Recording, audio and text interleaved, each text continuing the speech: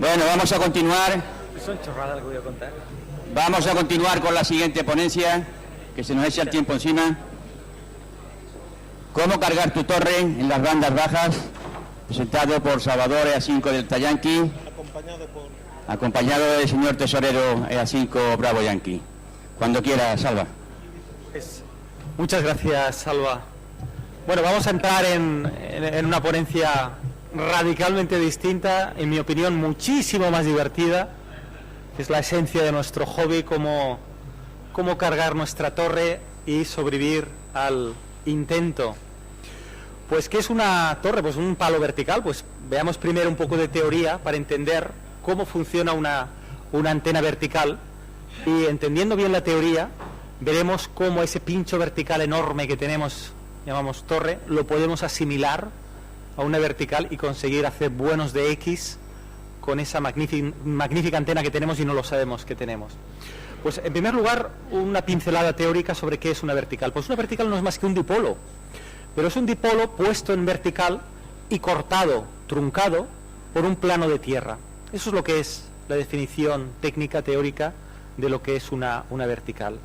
Un dipolo de cualquier longitud al que le falta una mitad, y esa mitad es suplida por un plano de tierra conductor.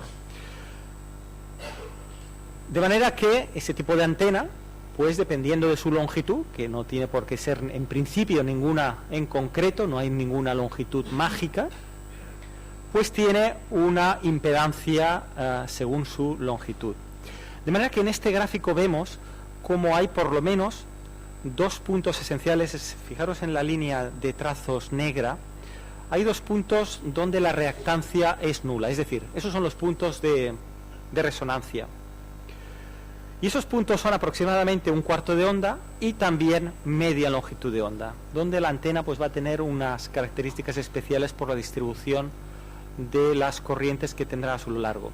Y en la línea roja vemos cómo cambia la impedancia resistiva, la parte resistiva de la impedancia, a medida que vamos aumentando el tamaño de ese pincho vertical.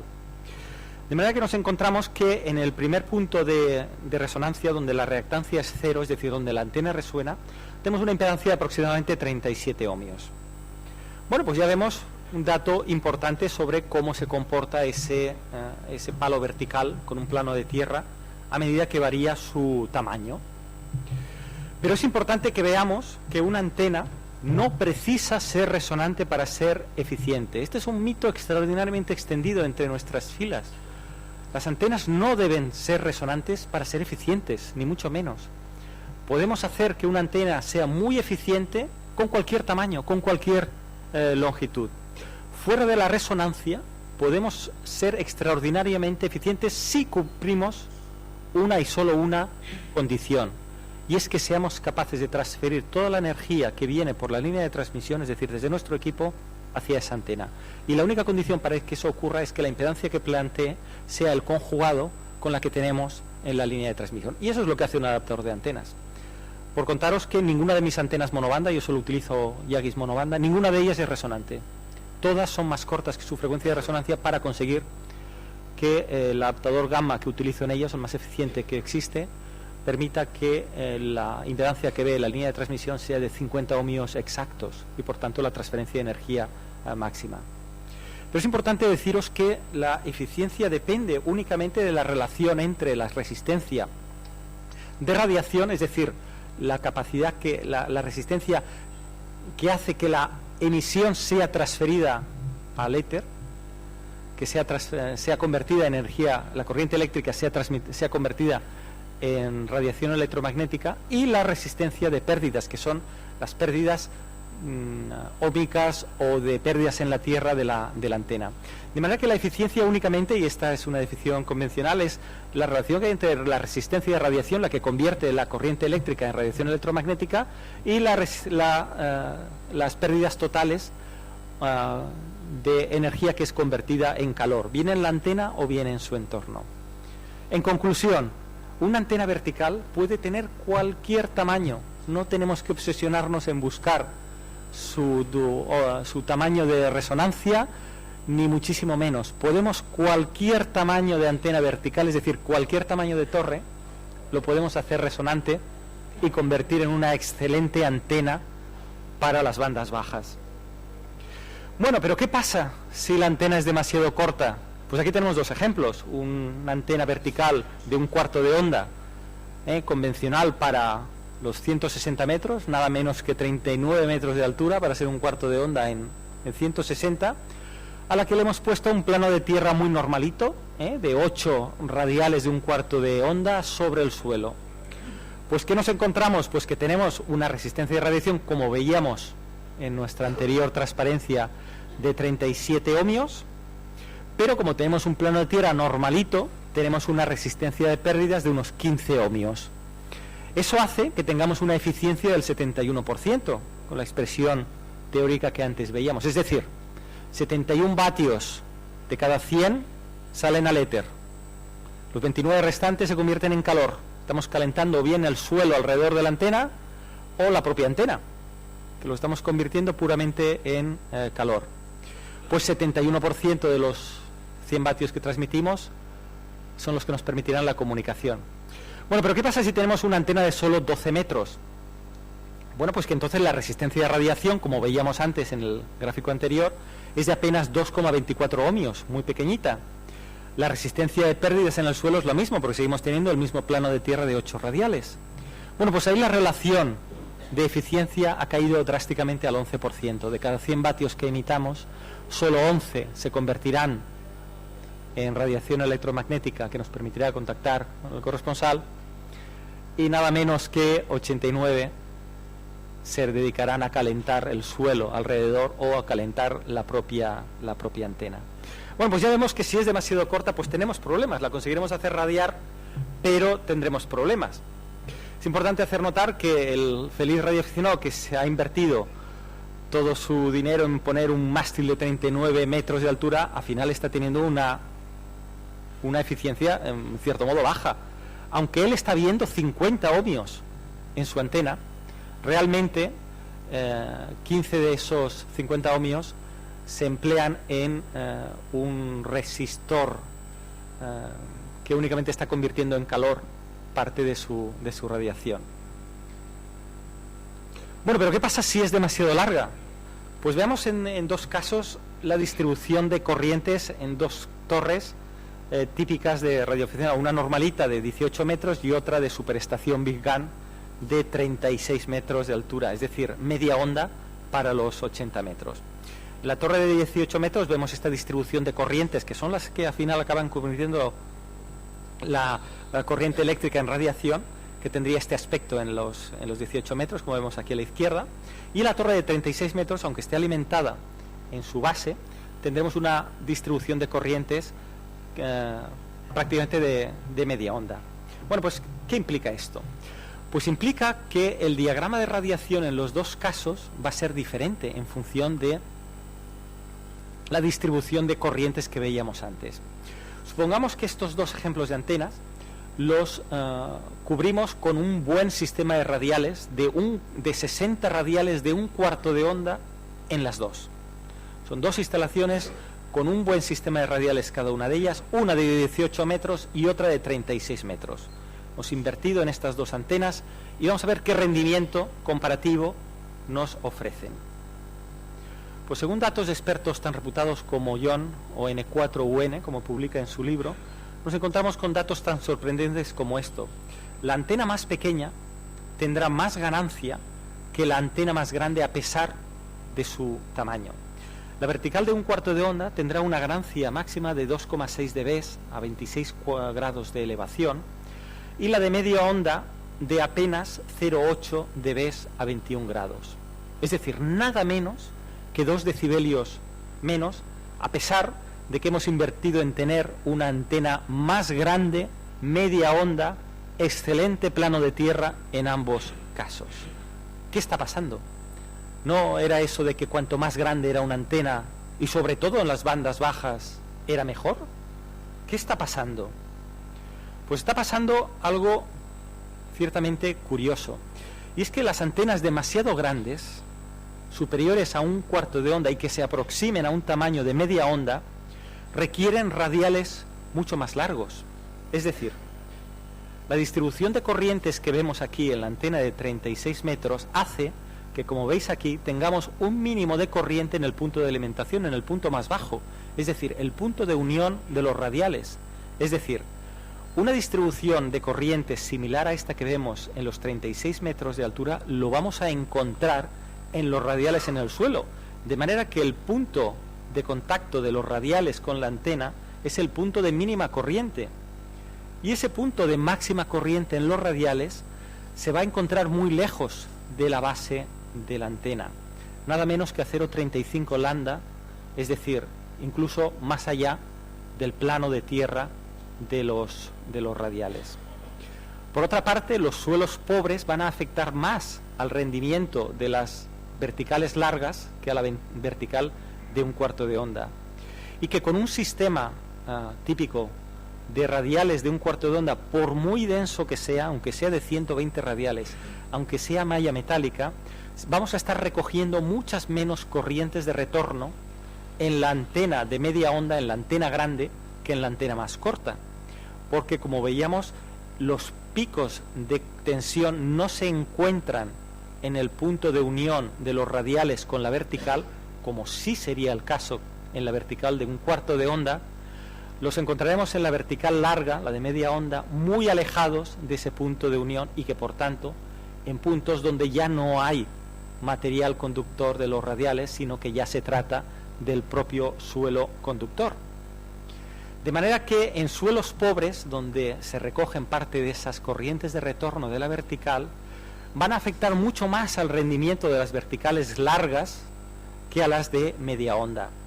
Una vertical de 5 octavos de onda, una vertical ciertamente larga, va a tener, respecto al ideal, 7 decibelios menos respecto a una que esté sobre un suelo marino, mientras que la vertical de 1/4 de onda respecto a ese suelo ideal, ese suelo marino, va a tener una degradación muchísimo menor. Por tanto, el tamaño ideal de la torre es pues aquel comprendido entre aproximadamente 70 grados y 120 grados de longitud eléctrica, es decir, alrededor de los 90 grados, pero no porque ese es el punto de resonancia, sino porque la distribución de corrientes que vamos a encontrar va a maximizar que la recopilación, la captura de corrientes de retorno en el suelo va a ser óptima en las antenas relativamente cortas, aproximadamente alrededor de 1/4 de onda. Si es de exactamente 1/4 de onda, vamos a encontrar de que el máximo de corriente va a estar justamente en el punto de unión de los radiales, que es lo que nos interesa, que allí donde son más densos, en el punto donde convergen en la alimentación de la vertical, van a tener el pico de captura de las corrientes de retorno. Por otra parte, veíamos también que si es demasiado corta, nos vamos a encontrar con el problema de que la resistencia de radiación va a ser muy baja y la resistencia de pérdidas comparativamente con ella muy alta, y la eficiencia va a caer en picado. De manera que tenemos un compromiso de que si nuestra torre es de 12 a 20 metros de altura, para 80 metros va a ser una altura ideal, pero no necesita ser de un tamaño exacto, porque vemos que la resonancia en este caso es irrelevante si somos capaces de adaptar la transferencia de energía. Y de 20 a 38 metros de longitud eléctrica para 160 metros. Pero, como sabéis, la longitud eléctrica total dependerá del tipo de antenas que ponemos en su cima. Es decir, si cargamos con antenas directivas en el tope de en la cima de nuestra antena, la cofa, es el término marinero, pues vamos a tener el efecto de carga capacitiva que todos conocemos, producido nada menos que por las antenas que utilizamos para otras bandas. Y esto lo podemos medir, la longitud eléctrica, no con el metro, sino viendo a qué longitud es capaz de resonar.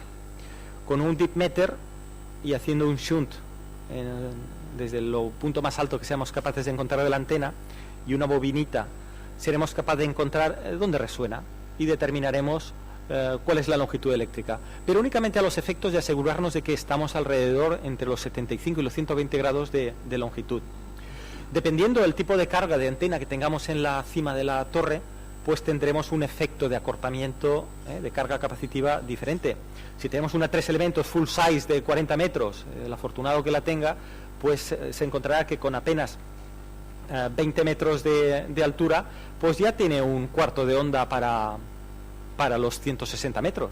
Es decir, con una torre de apenas 20 metros de altura y una monobanda de full size de 3 elementos para 40, pues ya tiene ahí su cuarto de onda completo.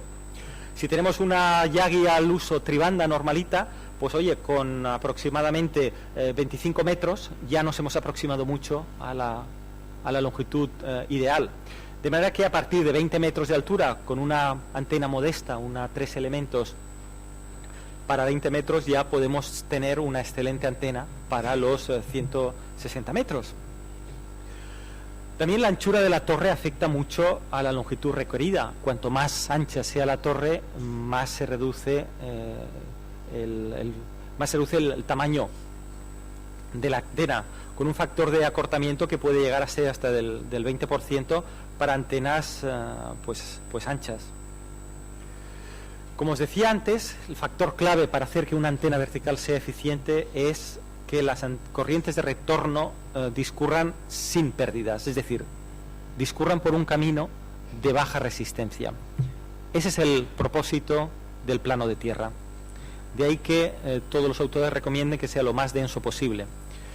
Pero hemos visto en la discusión teórica anterior que lo ideal sería que si la antena es próxima a un cuarto de onda, conseguiremos que el plano de tierra tenga su pico de corriente en lo más próximo posible a la base de la antena, que es lo que intentamos obtener con un plano de tierra.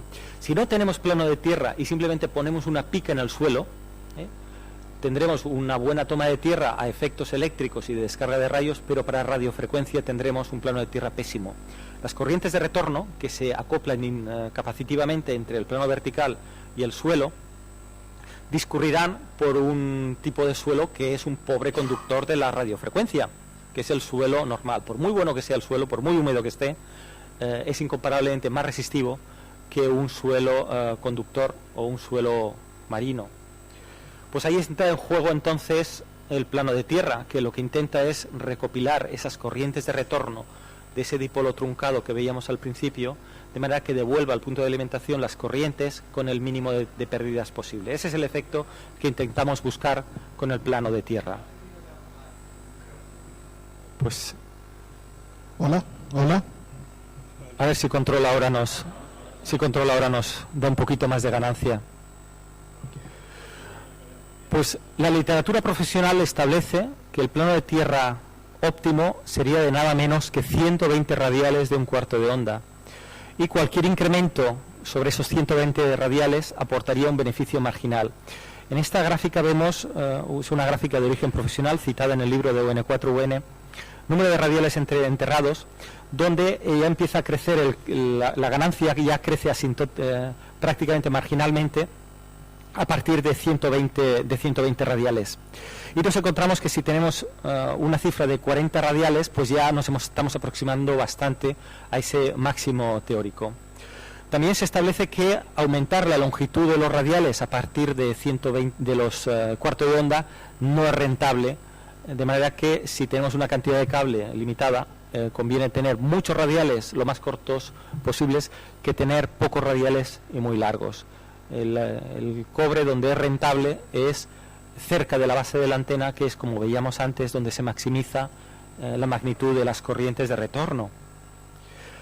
Pero hay trucos que podemos emplear los radioaficionados. Si no podemos poner 120 radiales porque nuestra XYL no quiere tener el jardín convertido en cabañaveral, pues podemos poner algo parecido en términos de rendimiento. 4 radiales elevados pueden funcionar como un sistema de 120 radiales a una altura que sea por lo menos superior a 0,05 longitudes de onda, para que el efecto de acople capacitivo entre el radial y el suelo sea el mínimo posible.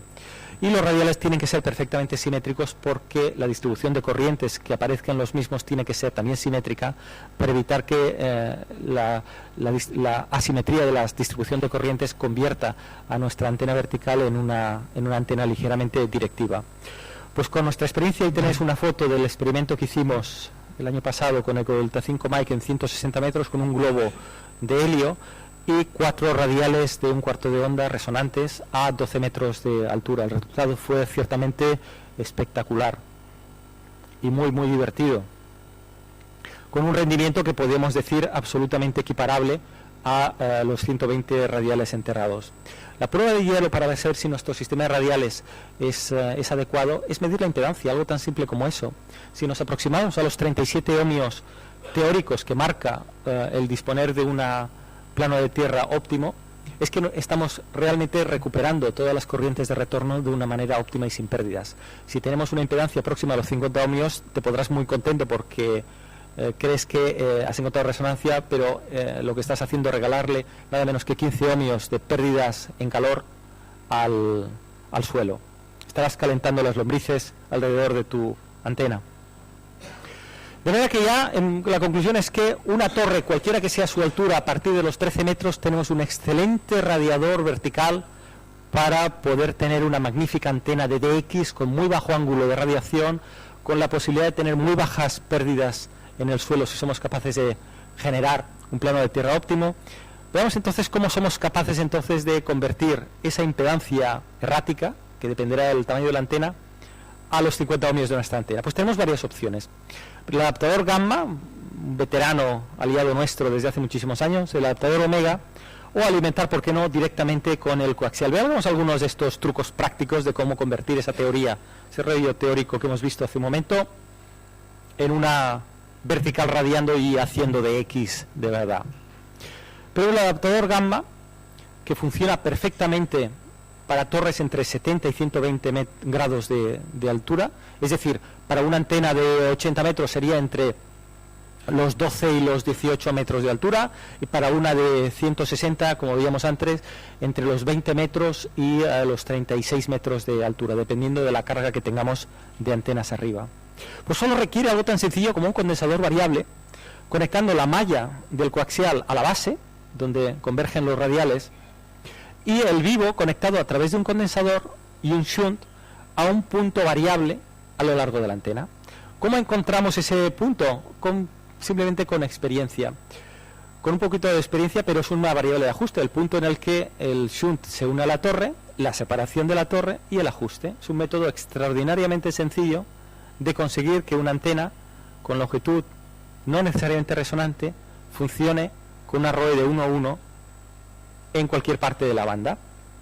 El adaptador omega lo que permite es lo anterior, adaptar ese rango de impedancias, pero nos permite que en caso de que la antena o sea muy corta o muy larga, poder adaptarla. Pero veíamos antes que el óptimo de tamaño sería el que teníamos entre los 70 y los 120 grados. Pero si nuestra antena es demasiado larga o demasiado corta, con un adaptador omega, que no es más que el que teníamos antes, añadiéndole un condensador más entre el anterior condensador y masa, para tener una variable de ajuste mayor. Pues con esta podemos garantizar que prácticamente cualquier tamaño de antena entre 50 grados, es decir, algo tan pequeño como 7-8 metros de altura en 80 metros, hasta antenas que sean prácticamente media longitud de onda, hacerla resonar para que la torre ya empiece a radiar. Pero si vamos un paso más allá y tenemos una torre ya en principio demasiado alta, una torre pues que para los 80 metros tuviera una longitud eléctrica de media onda, como veíamos antes, media onda es lo que teníamos que evitar porque tendríamos una ganancia 2 decibelios inferior a que si fuera un cuarto de onda. Si tenemos nuestra torre es demasiado alta, una torre por ejemplo de 25 metros de altura con varias directivas encima, pues ya estamos en un cuarto de onda para 160 metros y media longitud de onda para 80 metros. Pues lo que podemos hacer es que sea únicamente radiador la parte superior. Es decir, cortemos con una sierra la torre, de manera que el radiante únicamente sea la mitad superior de la antena y aislemos la mitad inferior, eléctricamente por lo menos, y para esa banda, cortándola. Pues el esquema es muy sencillo, la teoría es muy sencilla. Pongamos los radiales verticales, los radiales elevados que veíamos antes, que son tan eficientes, utilizando muy poquitos, utilizando solo 4, a una altura tal que la parte superior de la antena sea un cuarto de onda, y cortemos, veremos ahora cómo, no necesariamente con la sierra mecánica, sino con algún otro truco de radioaficionado, no por eso menos eficiente, sí algo más seguro, pero desde luego mucho más eficiente, y es construyendo una trampa de onda en la propia torreta. El uso de trampas de onda lo venimos empleando desde hace más de 60 años los radioaficionados con la antena Whisky 3 Delta Zulu Zulu o las antenas Yagi tribandas con trampas en los elementos. Pues el mismo principio exactamente es el que podemos utilizar para cortar nuestra torre y que la radiación únicamente vea la parte superior de la antena y vea un espacio vacío, corte, un aislante en la parte donde ubiquemos. Pues ¿cómo se hace esta trampa para los 80 metros en nuestra torreta? Pues aplicando un shunt tan sencillo como el que aparece en la figura. Un cable paralelo a la propia torre de 8 metros de longitud con un condensador variable, que lo que permitirá es que todo ese circuito, en realidad es un circuito LC, la torreta es la L, es una bobina, es una inductancia, porque es un elemento que tiene una longitud dada y por tanto una inductancia equivalente a una frecuencia determinada, en paralelo con un condensador. Pues eso es un circuito LC, eso es un circuito resonante. Modifiquémoslo para lograr que resuene a la frecuencia que nos interesa. En el punto de resonancia, en ese punto se habrá construido una trampa que será absolutamente equivalente a que si ahí no hubiera nada. ¿Cómo se ajusta eso? Pues añadiéndole un medidor de intensidad de corriente que se hace tan sencillo como un devanado sobre un toroide en el shunt, de manera que midamos con un simple tester o con un medidor de RF el máximo de corrientes. La resonancia aparecerá en el punto en el que las corrientes sean máxima en el interior de este bucle formado por la torreta y el condensador, es decir, el punto en el que aparece resonancia. De manera que si ya hemos conseguido cortar la torre en ese punto, ¿vale?, para esa frecuencia determinada, la torre ya no existe conectada al suelo, por ella no circularán corrientes de retorno al suelo que trae pérdidas. De manera que de ahí en ese punto donde instalaremos los radiales. ¿Y cómo lo haremos? Pues con la línea de 50 ohmios directamente conectada a los radiales y la malla conectada a la torreta. La torreta estará en ese punto aislada del suelo porque tenemos una trampa, y las corrientes se distribuirán entre la parte superior, la parte vertical que actuará de vertical, y la parte de los radiales que actuarán de radiales. Si estos radiales están inclinados, la impedancia que veremos en ese punto no será los 37 ohmios que veíamos antes en caso de que los radiales sean perfectamente horizontales, sino que encontraremos algo muy próximo a los 50 ohmios, y el punto de ajuste será el punto de alimentación de mínima ROE. De esa manera nos ahorraremos el intentar buscar un sistema de adaptación de impedancias, y la adaptación será simplemente buscando la resonancia. Veíamos antes que la búsqueda de resonancia no tiene nada que ver con la eficiencia de la antena, es simplemente que en ese caso encontraremos los 50 ohmios de una manera muy sencilla, sin tener que recurrir a ningún truco de adaptación de impedancias. Si lo que hacemos es poner los radiales en vertical, entonces sí estaremos próximo a los 37 ohmios que veíamos antes, y si el tamaño de la vertical es grueso, porque nuestras torres típicamente son gruesas, será inferior incluso a los 37 ohmios, y nos encontraremos con impedancias entre los 25 y 30 ohmios. De manera que lo podemos igualmente alimentar, pero en este caso con una línea de 37 ohmios que podemos construir muy fácilmente poniendo dos líneas de 75 ohmios en paralelo. Con una longitud pues de un cuarto de onda habremos construido un muy eficiente, barato y sin pérdidas adaptador de los 25 ohmios a los 50 ohmios de nuestra línea. Ventajas, por tanto, de ubicar la vertical de 80 metros mucho más alta, rompiendo la torre, partiendo la torre por la mitad, es que, en primer lugar, vemos en el gráfico superior, sería un cuarto de onda con los radiales verticales a 2 metros de altura. Es un diagrama de radiación muy parecido al que tendríamos con una antena vertical de un cuarto de onda y una red muy densa de 120 radiales de un cuarto de onda, directamente sobre el suelo. Y en el gráfico inferior, el diagrama de radiación de esa misma vertical de un cuarto de onda, pero con la torre cortada por la mitad. Es decir, una antena vertical situada nada menos que a 15 metros de altura y para los 80 metros. Pues como veis, el diagrama de radiación se ha estrechado muchísimo, es ahora mucho más bajo, es incluso mejor para DX, y la ganancia ha aumentado en casi 2 dB. Tenemos más ganancia y encima con un lóbulo de radiación más estrecho y más apto para DX.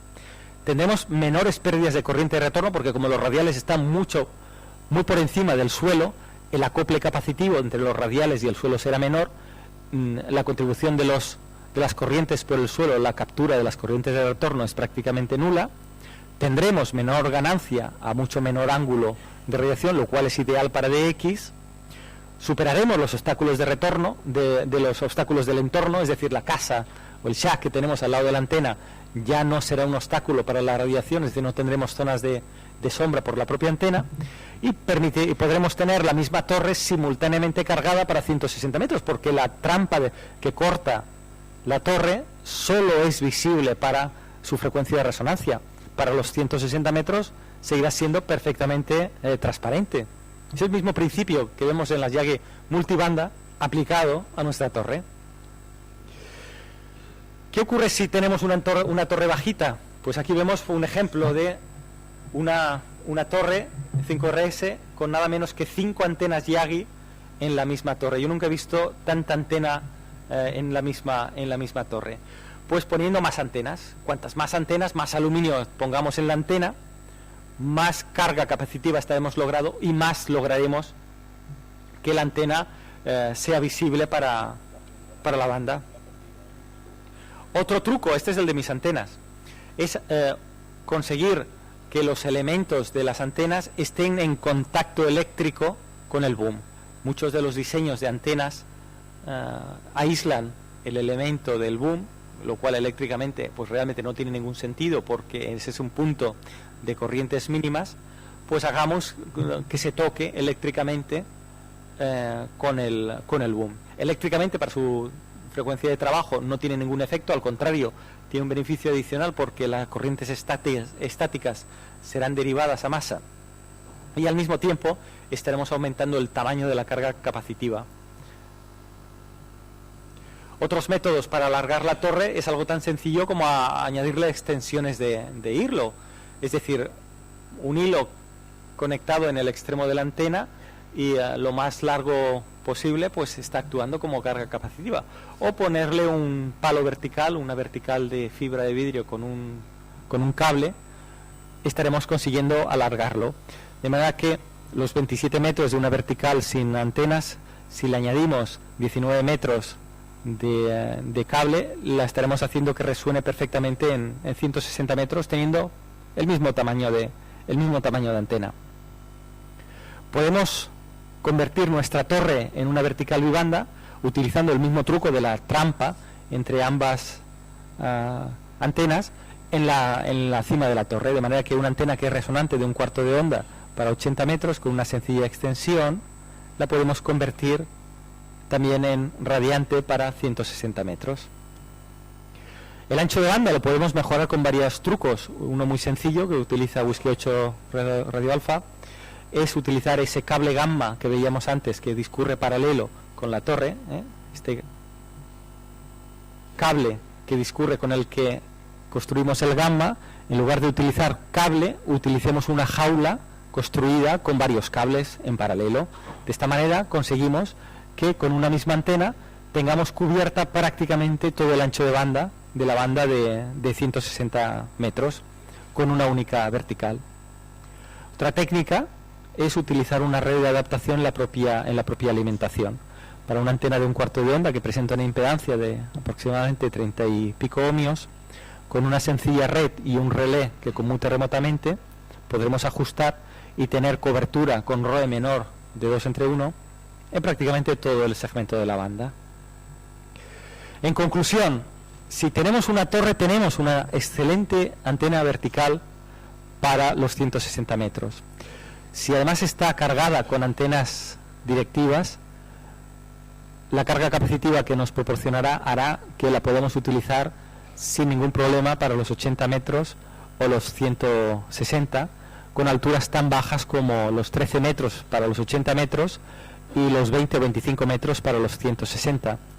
No es preciso en absoluto aislar la base para radiar con la torre. De hecho, aislar la base de la torre puede tener serios problemas en términos de seguridad eléctrica o de seguridad ante descargas estáticas o descargas atmosféricas o incluso rayos, porque perderíamos el tan necesario y reglamentariamente obligado paso a tierra de todas nuestras instalaciones.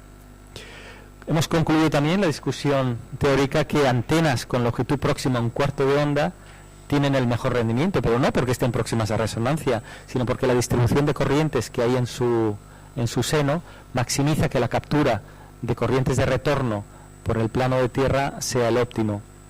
Si son más cortas, son menos eficientes, como veíamos antes, porque lo que marca la eficiencia no es su proximidad a resonancia, sino la relación entre la resistencia de radiación y la resistencia de pérdidas, y si son más largas se pierde ganancia por la distribución de corrientes que se produce en su interior y sobre todo por la capacidad de captura de corrientes de retorno por el sistema de radiales. Y por último concluimos, y de manera muy atractiva para nosotros, es que con muy pocos radiales, si los elevamos y alejamos de su acoplamiento capacitivo con la Tierra, podemos tener muy alto rendimiento próximo a este ideal de los 120 radiales de un cuarto de onda, con tan solo 4 radiales pero elevados respecto al suelo. Pues básicamente la conclusión es que si tenemos una torreta tenemos una magnífica antena para DX, pero con esto quiero decir que es para DX. Si queremos hacer QSOs locales, mejor que instalemos un dipolo bajito, porque nos rendirá mejor. Pero si lo que nos divierte es hacer DX y hacer concursos, si tenemos una torre tenemos una magnífica vertical. Pues esto es todo. Si queréis alguna pregunta, pues estaremos encantados.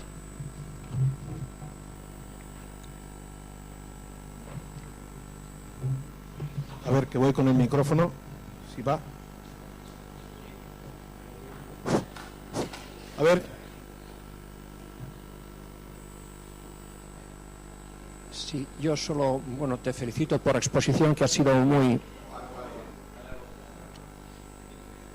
Te felicito por la exposición que ha sido, creo muy clara y muy didáctica. Solamente quería saber cómo se modifica, si es que se modifica esto que has dicho, en el caso de que la torreta que tenemos está arriostrada y las riostras hacen contacto con tierra. De lo que has dicho deduzco que un viento amarrado a la parte superior de la torre la alarga eléctricamente, pero me pregunto si además está conectado a tierra y si hay varios niveles, ¿qué es lo que ocurre? Que tienes que aislarla, ahí la conclusión es rotunda, tienes que aislarlo. Tienes que aislarlo porque las corrientes de retorno entonces volverán a través de los radiales, y el diagrama de radiación que veíamos antes, que el que intentamos obtener, este que intentábamos obtener aquí, no lo obtendremos. En un cuarto de onda, donde el máximo de corriente esté en el pico, pues se nos destrozará. Si tienes radiales, yo lo que te aconsejaría es que los mantuvieras cortándolos, o bien cortándolos con huevos aislantes, o bien que los sustituyeras por material no conductor, que hay actualmente en el mercado materiales más duros incluso que el acero, sin índice de elasticidad prácticamente, y que pueden servir perfectamente de radiales. Pero si tienes radiales, la conclusión absolutamente inexcusable es que tienes que cortarlos. Hola, muy buenas. ¿Me podrías decir la barrevación que lleva excitado con el diámetro, los diámetros lleva excitado con el diámetro de la torre? No es crítico. Dependiendo del tamaño del excitado, ese ratio que tú dices lo puedes encontrar en esta gráfica y tú mismo aplicarlo. Fíjate. Relación entre la altura y el diámetro, que es básicamente lo que preguntas, ¿cómo afecta al acortamiento? No, la altura no, la anchura. La anchura, este es el ratio. El diámetro de la antena, anchura de la antena. Correcto. Es en el eje vertical vemos la relación que hay entre la altura y el diámetro, es decir, cuanto más bajo sea ese ratio, es decir, cuanto más ancha sea la antena, mayor es el factor de acortamiento. Es decir, si tú tienes una torreta muy ancha, la altura que necesitarás para conseguir esos 70 grados de elevación mínima que necesitamos va a ser mucho más baja. Es decir, el cuarto de onda que necesitas en caso que la quieras hacer resonante va a ser menos. Yo lo que te invito es que tú mismo lo experimentes. Bueno, no es lo que yo pregunto. El elemento que es la antena lleva al lado un hilo que es lo que la excita. Sí. ¿Qué relación de diámetro ha de tener este hilo que tú excitas con el diámetro Ahora te de la he antena, entendido. no altura? No es crítico, no es crítico. Una antena puede funcionar con que ese shunt paralelo, ese shunt que vemos aquí, sea, como veis por ejemplo aquí en este esquema, es cable de calibre 12, que eso es apenas 2 milímetros. Puede funcionar, pero lo que sí afectará muchísimo es que si aumentas el calibre, el tamaño de ese shunt, el ancho de banda aumenta muchísimo. Si utilizas cable de este calibre 12 de apenas un par de milímetros, tendrás un ancho de banda mucho menor que si utilizas lo que utiliza este colega,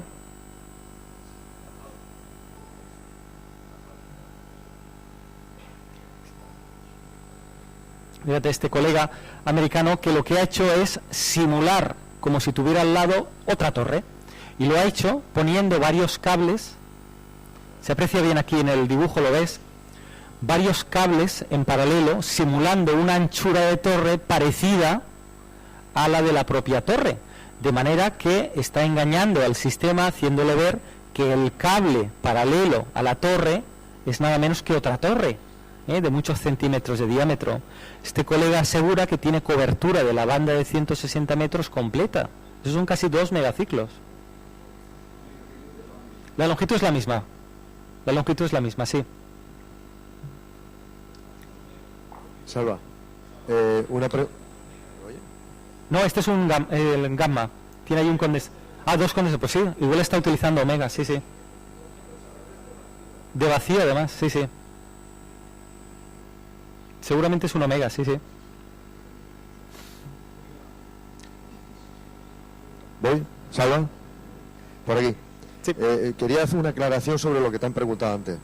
He entendido perfectamente que los radiales que sujetan a la antena, normalmente algunos los tenemos puestos a 120 grados. Tenemos 3. Me acerco ahora. Es que es antihigiénico, ¿eh? Sí. Me los tito. Es que estoy... Bueno, repito, lo que ha dicho el colega anteriormente es que los radiales, si pueden afectarnos, podemos servirnos de ellos. Por ejemplo, en mi caso, yo tengo 3 sistemas de radiales, los tengo con huevos, los de abajo y los de arriba. Entonces, en este caso, para que yo hiciera resonante a mi antena, mi torreta, yo necesitaría que los radiales superiores estuvieran directamente conectados a la torreta, a la parte superior, y los de abajo los mantuvieras con los huevos. Sí. ¿De acuerdo? Y otra cosa más, entonces el arrastramiento de esos radiales con respecto a la garra o al punto donde los tengo sujetos, debería de aislarlos. Exacto. ¿He entendido, no? Deberías aislarlo. Voy a aislarlo. Tú lo que Vale. buscarías, por ejemplo, es este efecto. Sí, Fíjate, sí. que la tanda superior tenga Correcto. varios metros antes de encontrar el aislante, de manera que contribuya a hacer de carga capacitiva. Correcto. Que si tienes una torre de apenas 20 metros Sí. de altura, con esa contribución a generar una carga capacitiva, tendrá una longitud para 160 metros, como si fueran los 39 metros. Sí, correcto. Totales, sí, me sí, ayudaría una buena idea. más, o sea, dices de 4, pueden ser 3. Sí, pueden ser, Pero o pueden ser distribuido, o sea, solamente dos. a 120 grados, bien distribuido. Exacto, porque todo el perfectamente. tema está en que estén bien distribuidos para las corrientes. Exacto, que las corrientes y, sean- y seguirían ayudando también más, por ejemplo, las directivas encima Claro, de él. por supuesto. Aumentaría la característica del sonido Por supuesto. capacitivo, ¿no? Por supuesto. Vale. En este punto es importante que el punto de contacto del rotor con el mástil sea lo más conductor posible. Es decir, hay varias punteras que tienen un recubrimiento de teflón para favorecer. Esto lo mantienes, pero entonces tienes que poner un contacto eléctrico, un cable, entre el mástil y la torre. Un cable que, al igual que hace el coaxial, pueda Bueno, girar a medida que gira la pero torre, pero que normalmente- garantice Sí. contacto eléctrico. La garra del rotor al mástil está Sí. unido a pesar Sí. del protector de fibra para evitar el rozamiento, Sí. por ejemplo. Por ejemplo. Pero tienes que asegurarte Que el rotor, por la composición o sea, el material del rotor, Claro. que es mal conductor. Vale, sí, sí. Es que el material del conductor, Melanina de ese nombre, el ¿no? rotor en ocasiones pues está pintado puede hacer Sí, mal contacto. ya, correcto. La corriente estará circulando por la carcasa del rotor. Bueno, pues oye, garanticemos entonces que el contacto sea sin fisuras. ¿Alguna pregunta más?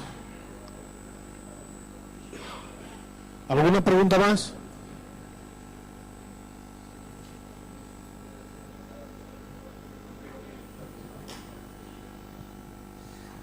Muy buenas.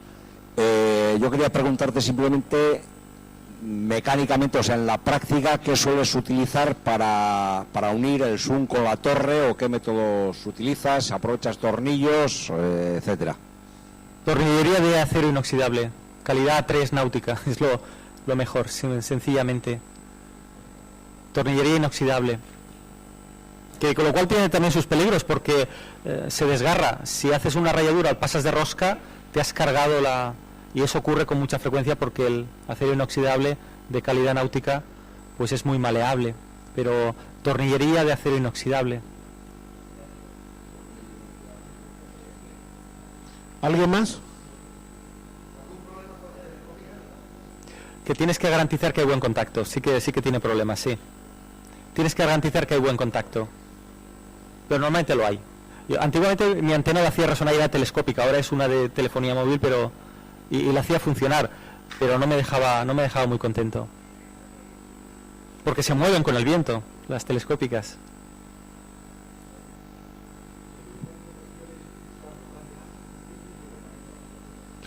Cualquiera. Puede ser cualquiera que no se oxide. Tiene que ser galvanizada porque si no te va a durar un mes. Pero cualquiera, es decir, la densidad es irrelevante, pero es muy importante que sea electrosoldada. Es decir, para que los contactos entre la malla no se oxiden, porque el óxido en los metales acaba formando diodos, y los diodos con la radiofrecuencia acaban generando armónicos. Son una fuente de ruido extraordinaria. Es una cosa muy a vigilar en los QTHs camperos, que los contactos de las vallas alrededor, sobre todo si son de cobre con hierro o de cobre con acero, no estén oxidadas porque forman diodos que con la radiofrecuencia radian armónicos. Pero mi recomendación sería, el tamaño de malla es irrelevante porque comparativamente con las longitudes de onda que estamos hablando puede ser de incluso 20 centímetros si quieres, el más barato que encuentres, pero es muy importante que sea electrosoldada para que los contactos entre los elementos de la malla no tengan buen contacto eléctrico y sea permanente.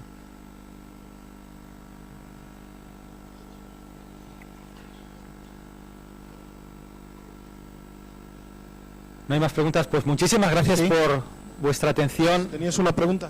Perdón. Con las interferencias de alta tensión, de torres de alta tensión eléctrica, ¿qué solución es la más correcta? ¿Te refieres a las interferencias que producen o a utilizarlas como antenas? Sí, no, que la alta tensión de torres de alta tensión de comunicación de mucha potencia causa un ruido. ¿Cuál es lo más correcto? Porque alejarse, la única solución es alejarse, es muy complicado de eliminar, complicadísimo, alejarse de las mismas. Ahí es un tipo de ruido que muchos hemos sufrido y la solución es, en mi modesta opinión, es inabordable. Existen canceladores de ruido que lo que hacen es, tienen soluciones pero nunca son satisfactorias. Con un cancelador de ruido lo que haces es captar únicamente el ruido que proviene de la línea y lo restas con el que proviene de la antena. Y con un ajuste para que estén en contrafase puedes eliminar parte del ruido. Pero aparte de presentar una queja en telecomunicaciones para que la línea de alta tensión genere ruido, es muy muy complicado. El ruido no viene tanto por la línea de alta tensión, que transmiten en frecuencias muy bajas de 50 hercios, sino los transformadores que están próximos. Si un transformador está degenerado con la humedad, puede generar chispas, y las chispas son riquísimas en armónicos porque generan prácticamente ruido blanco. Es presentar la correspondiente queja en telecomunicaciones, y me consta que en algunas jefaturas provinciales la respuesta de telecomunicaciones es excelente porque traslada la correspondiente obligación de rectificar al operador eléctrico. Es que lo que dicen que ese ruido produce una pérdida de energía eléctrica. Es que genera pérdidas, efectivamente. Y por tanto lo toman como un interés para la compañía. Se lo toman con interés, el hecho de efectivamente. que esté esa derivación del ruido. Sí. El ruido que se genera es porque se produce una chispa. Esa chispa produce calor, eso son pérdidas. Al operador eléctrico le interesa que eso se identifique y se resuelva, sin duda. Y me consta, porque Tony, por ejemplo, sufrió en su QTH algo similar y ya lo tiene solucionado. ¿Pero eso dónde hay que comunicarlo a la compañía? A Telecomunicaciones. Telecomunicaciones hace un dictamen de que el ruido existe y es Telecomunicaciones quien contacta con el operador. Sin duda, sí. Sí, lo vais a tener disponible desde el lunes mismo. ¿Alguien más? Bueno, pues nada, muchas gracias, Salvador.